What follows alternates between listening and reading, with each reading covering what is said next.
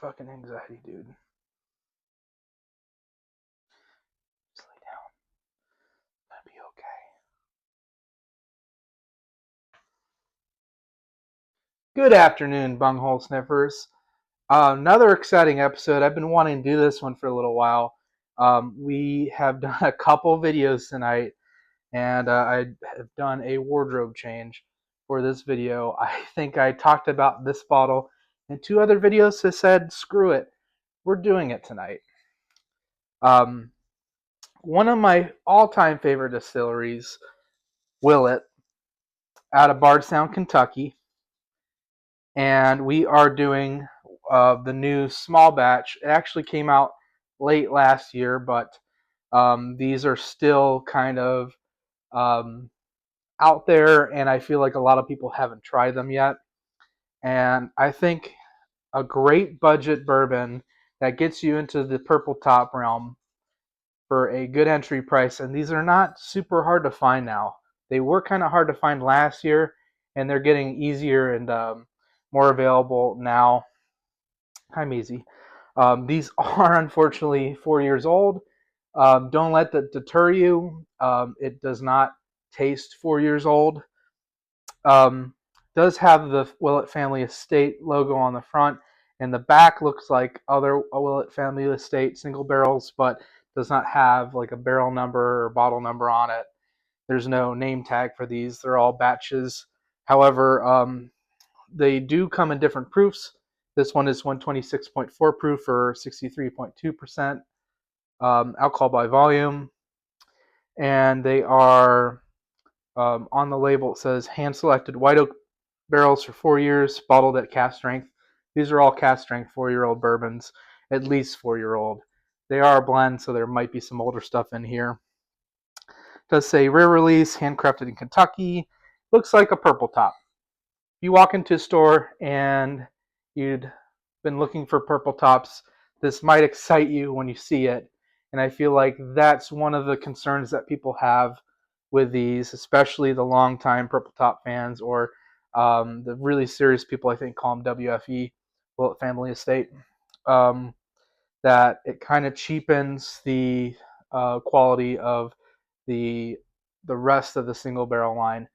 And I think this brings something attainable for everyone to that line. I think it's an inclusive way to say, hey, these are for you too. So I'm repping Willett. I've got my new polo, just got me for my birthday. So it does say Willett Distillery on it. It's beautiful, very comfortable. I love purple. It's my favorite color. So I love purple tops. I'm going to go bald for a second. And I'm wearing a Willett hat too I got from the distillery a couple weeks ago when we were there. And did not really like this one at first. It was really hot. It did open up. And I don't think I've shared this with maybe one or two people. I brought it to one of my cousin's weddings. And my brother and I were sipping on this all night long. He really seemed to enjoy it. And he's kind of a newbie too. He's I don't really push barrel strengths on him. I don't really put hot stuff on for him to try. So it was kind of a curveball throwing this at him, but he really loved it. And I think the MSRP on these is it's in the $70 range. I don't know an exact price. Between $69 and $79. At that point, who really cares? I do think that's priced for the average consumer. I do think it will turn people away that it's only 4 years old, but I do think you do need to try these. I'm going to pour this up. We're going to start getting into it. We'll get more into Willett at some other point. We've got other Willett bottles. We've got Source Willett. I've also got Willett glass. I've got Source Willett. I've got an 11-year. I got a 6-year single barrel. I've got let's see, Old Kirk is a single barrel, like almost 8-year Willett. I have one Bender Stash, a Wave Stave Source Willett that's almost 10 years old, and then of course this one. And I will tell you that these, I've considered buying a couple more of these just to have. I know they're not hard to find and they are kind of available, but I want to find one that's a different proof than the one that I have. Maybe see if there's some batch differentiation. But let's get into the glass on this one and see how this one smells and how this one tastes. And really excited. I haven't had this in a little while. So without further ado, well, it's a little proofy. It's a little proofy. It kind of punched me there in the nose and my left nostril. Getting a little bit of oak. A lot of spice, a lot of baking spice, a lot of cinnamon, which Willett's pretty much known for. I'm not getting anything minty or eucalyptus like I get on the 4-year rye. I feel like those turn people off and people get a bad experience because of the green top ryes. I don't really love them. I'm kind of getting into them a little bit. I need to give them another go because my palate has evolved a little bit. I'm starting to like more minty eucalyptus and like green, fuzzy, mossy tasting stuff. I don't know if that makes sense, but um, like a rye spice, yeah, rye candy. I get that a lot on Willett Ryes. Maybe not the older single barrel stuff. I've had a couple of those, but the younger stuff, the rye candy hits hard, and you gotta like rye candy, which is not a real candy. It's just like a flavor note that you can't really explain until you have it. Um, so the bourbon, almost like a wild turkey profile. There's a lot of cinnamon, there's a lot of spice, there's a lot of oak, there's a lot of caramel, there's a lot of vanilla. There's a lot on the nose, but there is a little bit of ethanol. It is a little hot for 126.4 proof. Oh yeah. God, I love the bottles. I love purple tops. I just love the Willet. Everything, even the pot stilled is a really good packaging. I don't really like what it used to be, but the newer pot still tastes a lot better than the older ones. They switched to a weeded mash bill, but really love like all the bottles and all the packaging. I love the distillery. I love the bar at Willett. I love their kind of motif and what they go for. It's a beautiful place. Um, some of the younger stuff is pretty hard to get into. You gotta like the Willett profile. So a lot of people, it's a little polarizing when you say Willett because a lot of people think of Willett Potstill and it has such a bad reputation from before they changed the recipe. It still has a bad reputation, but we'll see. They're coming out with like a cask strength or a full proof one next. So maybe we'll get one of those and try it out and see if it's better than the standard offering. Um, this one though, it's very punchy for 70 something dollar bottle. There's a lot going on with this. This is very complex. There's so much spice. There's so much sweetness. I am getting a little bit of rye candy, even though it's not a rye.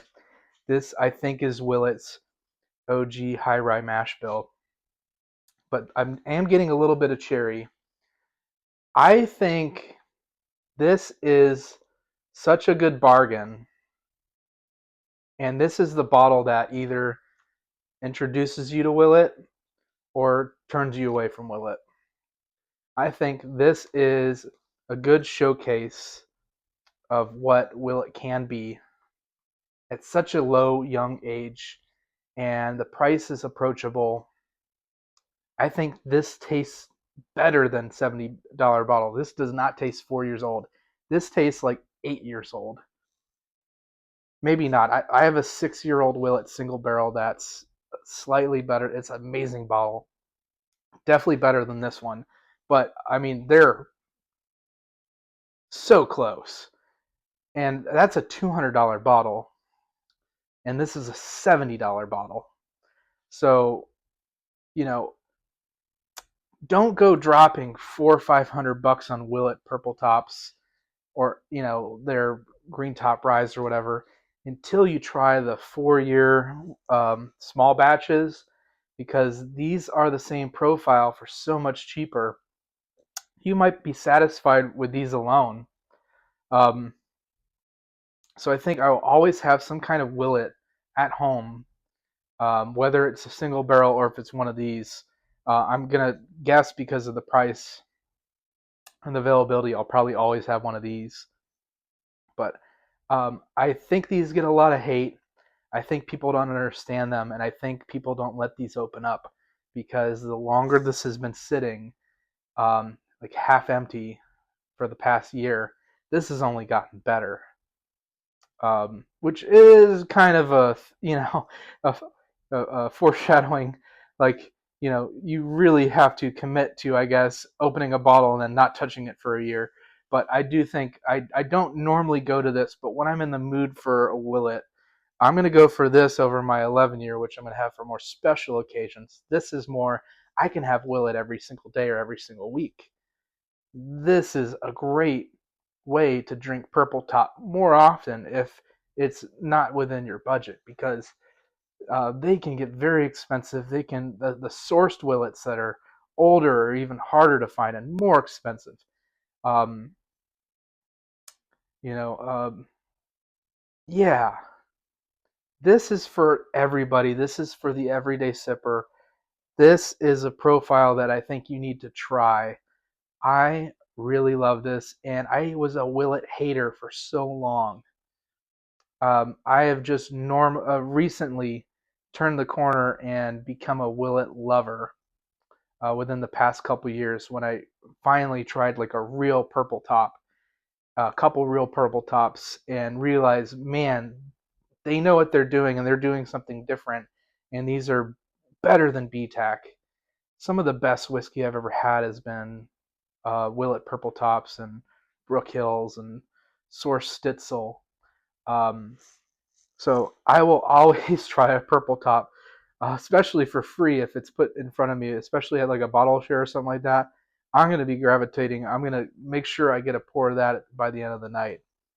Um, final score, final um, tasting notes on this.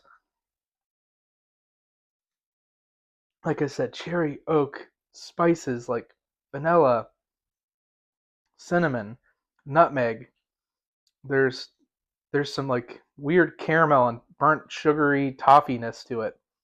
And on a $70 bottle, which, like I said before, we don't factor in value, but so this is a great value. Don't let the 4-year and the small batch turn you off. Treat this like a single barrel. And I've had a 5-year single barrel Willet, and it was tremendously good. Um, I'm going to give this a 75 out of 100. Crazy score for a 4-year-old bourbon. That's $70. That that doesn't sound like bourbon and more bourbon. That doesn't sound like me. I don't think I would give that to any other 4-year-old bourbon out there. Maybe like a Texas whiskey, like maybe like a Still Austin, because they run a little young, or like a Chattanooga whiskey. They're super crafty, but they've got some great stuff that's younger, and they do some really cool stuff with the Solera blending. But um, yeah, 75 out of 100, I think I said. Yeah. So, I mean, in school, that's a C, but in the take scale, that's really good whiskey. You think like a 50 out of 100 is like, this is good. I could drink this. I can enjoy this. I might buy this again. Anything below that it was okay. 40 to 50 is like, it was okay. I probably won't buy it. 60 to 70 is kind of your everyday drinker. It's pretty good. 70 to 80 is, it's getting there. 80 to 90 is, it's almost world class. It's exceptional, really good whiskey. And then 90 to 100 is just insane. You can't replicate, almost like accidentally amazing, the best thing I've ever had. almost perfect. There's no flaws in it. So 75 out of 100, I think, is a great score for this. It was probably more than I thought I'd rate it tonight, but yeah, I really love this. Every time I go back to it, every time I introduce somebody to it, especially even like newer drinkers like my brother, who he's been drinking for bourbon and whiskey for a long time, but he's not, you know, super into the barrel strengths and drinking neat. He's more of like a cocktail guy and like bourbon and coke guy, which was me definitely for a long time. And we lived together. Obviously, we're brothers, but as adults we lived together too, and we drank the same stuff all the time. And I'll give him stuff that, like I said, is under 100 proof. I'll give him a Blanton's. I'll give him Eagle Rares, um, stuff like that. But I think um, I think this is approachable enough, even for a newbie, for to get into barrel strengths. And so sorry if you don't think so. Like I said, give this a couple weeks or months or even a year to open up, because man, this one only gets better. And it also helps pour into glass and let it sit for 10 minutes. You know, that's an old Scotch trick. Um, I don't really do that often. I'm not afraid of proof and heat, and I know how to drink something without it, really burning my mouth or going up my nose and all that most of the time. Man, what a good whiskey. I love it. I love it as much as I love this polo. Can't wait to wear this to work. Um, Wish I could wear the hat too, but yeah, corporate life. All right, so remember to like, subscribe, turn on notifications, comment below if you want to leave a comment. Just showing your support through the little actions. Just um, staying tuned makes me super happy. Really keeps me going and makes me want to be making this content. And if you have other social media, I'm on TikTok, I'm on Instagram. You know, not as active on Facebook. And then those are probably the best ways to get in contact with me if you want to reach out. And until next time, thank you.